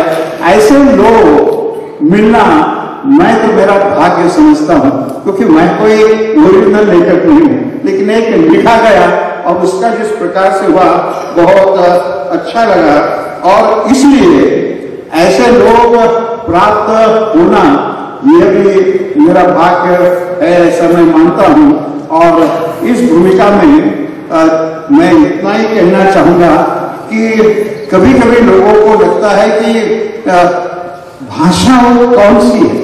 मुझे लगता है कि भाषा कौन सी भी हो, जो भाव होते हैं वो भाव यदि समान होते हैं तो अपने आप उसके उद्गार कौन सी भी भाषा में हो वो अपने आप पहुंच जाते हैं। और भाषा को जोड़ने का काम, हम कहते हैं कि भाषा को जोड़ने का काम बड़ा महत्व का है। ये तीनों मान्यवरों ने जिस प्रकार से मेरा हिंदी का उर्दू में अनुवाद करने का काम किया, यह भी एक उदाहरण बनता है कि भाषाएं जोड़ने का काम करती है। और ऐसा जोड़ने का काम अब तक साहित्य के निर्माण से सब लोगों ने किया। मुझे बड़ी इसकी प्रसन्नता है और इस प्रसन्नता के साथ मैं डॉक्टर साहिब उदयवीर को फिर एक दफे बधाई देता हूं, उनके दीर्घायु की कामना करता हूं। बोलना तो और कुछ था, लेकिन समय तो वास्तव में मर्यादा है। इसके लिए मैं इतना ही कहूंगा कि उनकी कलम, जैसे मैंने शुरू में कहा, उनकी कलम 100 साल तक चलती रहे और उनकी कलम के वो द्वारा जो लिखा जाता है वो समाज का प्रबोधन निरंतर करते रहे, निरंतर करते रहे, निरंतर करते रहे और चलते रहे 100 साल तक उनकी कलम। बहुत बहुत धन्यवाद। नमस्कार। जय।